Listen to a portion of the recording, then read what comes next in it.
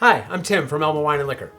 Today we're going to take a deep dive into 6 underrated wine varieties that you may never have heard of or that you may be walking right past on your regular visit to your wine store. These are types of wine, regions, or grapes that are a little bit lesser known. We tend to sell a lot less of them, mostly because consumers aren't really aware of what they are and what they're similar to and what kind of flavors they have. So hopefully after today's video, you'll be a little bit more adventurous or willing to take a chance on a new type of bottle the next time you go shopping. So first up in our underrated wines is a Vouvray. It's French. The labels are usually in the French style. They're intimidating. They don't give you a ton of information. They rarely have a lot of description on the back of the label. So I can completely understand why most people pass these over. Vouvray is a region in France. They are made with Chenin Blanc grapes. Sometimes you will see Chenin Blanc on the label of the French wine or from other regions of the world. South Africa has some great Chenin Blancs. California has some. But the Vouvrays are going to have that Chenin Blanc grape, some green apple, a little touch of honey, and a little bit of citrus to them as well. They are affordable generally. They are easy drinking, with a little bit of a more element, more richness flavor-wise than a Pinot Grigio. So if you find yourself stuck in a Pinot Grigio rut, pick up a Vouvray. You'll get a little bit extra element to it, a little bit more minerality, a little bit more flavor, and at a comparable or more affordable price point. Next up on our underrated wines is a Gewürztraminer. It's hard to say. Most people don't know what it is, so they walk right by it. Completely understandable. But a Gewürztraminer is a type of grape that is generally a sweeter wine. They're not going to be super, super sweet, but they will be sweet. So if you're more of a dry wine drinker, maybe pass on the Gewürztraminer unless you're drinking it with a turkey dinner or something. These are very popular at Thanksgiving time. They're going to have some green apple. They're going to have some honeysuckle. They're going to have a very floral, aromatic nose, which is what makes them fun to drink as well. Tend to have a tiny little bit of light spice to them on the finish too, with some lychee, like kind of citrusy type fruit to it. Great option if you are a big Moscato drinker, or a little bit of a sweeter wine or a Riesling drinker. Give a Gewürztraminer a try. It will kind of spice things up a little bit for you, and change up your style a little bit. Jumping over to a lesser known red varietal is a Petite Sirah. No, this is not the same thing as a Syrah or a Shiraz. This is a completely different grape. And as the name implies, petite, it is a very small grape, which lends itself to very intense, very robust juice because you're not getting, because that's tiny little grape. This is a great alternative to a big, bold Cabernet. If you enjoy steak dinners with that big cab, try a Petite Sirah instead. You're going to get a really nice, juicy flavors up front with some really good structure, light acidity, and usually, depending on the winemaker, some nice tannins as well. Petite Sirah, definitely worth a try if you like those big, bold red wines. Another underrated wine that a lot of people pass on is a Muscadet Sur Lie. Again, this is one of those names where it sounds fancy, hard to pronounce, there's words that don't make sense. But breaking it down, the Muscadet is the grape. Sur Lie means that it's aged on the lees, which essentially is aged on the yeast.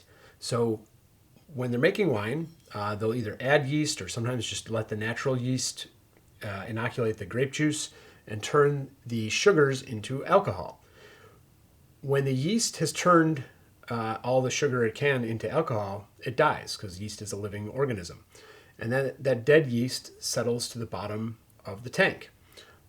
A lot of winemakers will filter off that dead yeast at this point, but wines that are made sur lie or on the lees let the wine age with that yeast in the barrel or the tank.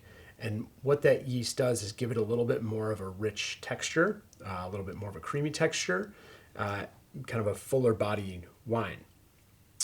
Muscadet is going to be lemony, citrusy, touch of minerality, and a light like salinity. They're usually it's near an ocean, so you get that salty vibe to it. Great with seafood, great replacement for Sauvignon Blanc. If you're a big Sauvignon Blanc fan, highly recommend giving a Muscadet Sur Lie a try. Next up in our underrated wines is Old Vine Zinfandel. So Zinfandel gets a bad rap from dry wine drinkers or big red wine drinkers because most people associate Zinfandel with white Zinfandel. White Zinfandel is made from the same Zinfandel grapes, but in a very different way that takes out a lot of the color and leaves a lot of the sugar. So you have a very sweet, light pink colored wine. That is a white Zinfandel, and that is what was made popular in the 1970s, 80s by Sutter Home and then Beringer and some other winemakers that it just blew up the wine world, and it's still pretty common today. So a lot of people pass by Zinfandels because they associate it with that white, or that, the white Zinfandel, the pink sweet juice that a lot of people got their first start in the wine drinking world on. A traditional Zinfandel is a big, bold red wine. It's not going to be sweet like the white Zin, but it is going to have really nice, juicy fruit flavors up front, like blueberries and blackberries and plums. And then it's going to have a lot of vanilla as well. And so it can give you the impression that it's sweet, but it comes with a really structured wine. It's going to have some good tannins, and it's going to have usually a little bit higher alcohol content to help balance it out. Great wine, again, for that big, bold red drinker. Definitely worth a try sometime for that, just a little bit different variation on a red wine.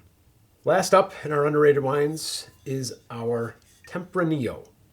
So this is one of the most commonly grown grapes in all of Spain. It is also grown in California and other parts of the world now too, but Spain is where you'll find most of it. It's kind of in line with a Cabernet in terms of flavor profile and structure, but it is a little bit different. It's similar to a Cabernet, but it is going to be a little bit lighter, a little bit softer than a traditional Cab. So if you enjoy Cabs, but sometimes find them a little bit too heavy, give a Tempranillo a try. Particularly this Valverde single vineyard Tempranillo has been one of our best sellers for years. Anybody that is looking for something different, our staff almost all recommend this wine to people on a regular basis because it is a great quality for price, and it is similar enough to a Cab that you are going to enjoy it if you're a big Cab drinker, but it is a little bit different, so you get something different. So those are 6 underrated wine varieties that we are trying to sell a lot of in our store right now. I'd strongly encourage you to give a try the next time you see one of these varieties, or next time you are decided that you need something different, switch it up. You're sick of the same old thing all the time. Grab a Vouvray, Gewürztraminer, or a Muscadet Sur Lie if you're into whites, or a Petite Sirah, Zinfandel, or Tempranillo if you're into reds. Thanks very much for watching. I'd love to hear in the comments something that you've tried that is off the beaten path, and let us know what you think of it. See you again soon. Cheers.